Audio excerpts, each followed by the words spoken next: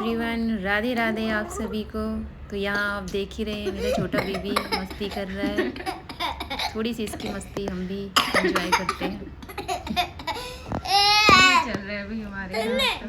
हाँ, अभी क्या, अभी तो और विंटर वेकेशन होने वाली है। ये ऑल टाइम घर पे ही रहेंगे, ये करेंगे। हम देखेंगे तो हम आपको भी दिखाएंगे। हाँ, अभी लगेगा कि अच्छा मस्ती और बढ़ जाए, लग इससे रहा है पहले ना? मैं सोच रही हूँ इसको नीचे पार्क में ले जाती हूँ। और यहाँ पे बहुत सारे बच्चे खेल रहे थे, तो मैंने कहा ये भी थोड़ा एंजॉय करेगा। घर के अंदर तो ये मुझे परेशान करके रख देगा।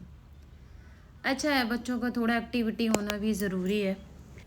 चलिए, इनका तो चलता रहेगा। इसके साथ ही मैं आपको एक अच्छी सी कहानी सुनाती हूँ, छोटी सी है। एक दिन एक कोयल ने कौवे के घोंसले में अपना अंडा रख दिया। ना जाने उसने ऐसा क्यों किया।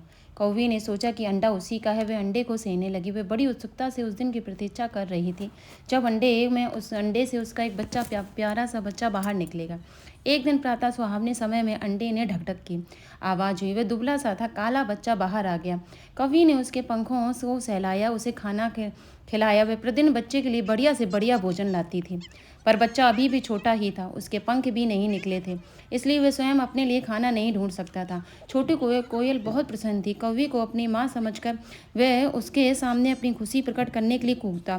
कोयल के बच्चे को अपनी आवाज़ सुनकर बहुत अच्छा लगता, इसलिए वह बराबर कूकती। जब कौवे ने उसकी मधुर आवाज़ सुनी तो उसे समझ में आ गया कि वह किसी और के बच्चे को पाल रही है। काला होने पर भी बच्चा निश्चय ही उसका नहीं है, कौवी सोचने लगी। अभी तो उसके पंख भी नहीं उगे थे। वह अभी से अपनी आवाज़ें निकालने लगा, और इसके बड़े हो जाने पर क्या होगा। कौवी ने छोटी कोयल को चोंच मार मार कर घायल कर दिया, फिर उस बच्चे को पेड़ से नीचे गिरा दिया। आम का वृक्ष राजा ब्रह्मदत्त के उपवन में था। राजा अपने विद्वान मंत्री के साथ वहाँ भ्रमण के लिए आया था। कुछ थक जाने पर दोनों ने उस वृक्ष के नीचे आ बैठे। यह वही समय था जब कौवी ने कोयल का बच्चा पेड़ के नीचे फेंक दिया। मृत बच्चा सीधा राजा के पाँव के पास जा गिरा। राजा ने दुखी होकर कहा, देखो यह क्या है। मंत्री ने मृत शिशु को देखा। वह उसे तुरंत पहचान गया, पर सोचा कि यह अच्छा अवसर है कि राजा के कुछ दोषों की ओर संकेत करने का। मैं राजा को यह नहीं कह सकता कि वह कम बोले। मैं कई दिनों से इस तरह के उदाहरण की प्रतीक्षा कर रहा था, पर अपनी बात को स्पष्ट न कर सका। आज ये अच्छा अवसर है। मंत्री पक्षी के पास गया और उसे ध्यान से देखने लगा। तब उसने ऊपर देखा। पेड़ पर बैठी कौवी बड़े क्रोध से उस मरे पक्षी को देख रही थी। मंत्री ने अपनी बात कहनी आरंभ की, यह कोयल का बच्चा है। कौवी ने अंडे को बच्चा निकालने तक सेया। अपना बच्चा समझ कौवी रोज इसके लिए भोजन लाती, पर इस बच्चे ने पंख निकलने से पहले ही कूकना शुरू कर दिया। कौवी को अपनी भूल का समझ में आ गई। उसने वे अपना नहीं है, कोयल का बच्चा पाल रही है। तो क्या हुआ, आप क्या कहना चाहते हैं, राजा ने पूछा। महाराज, मैं तो केवल कोयल के बच्चे की बात कह रहा हूँ। इसने पंख आने से पहले ही गलत समय पर अपना मुंह खोल दिया और कूकने लगा।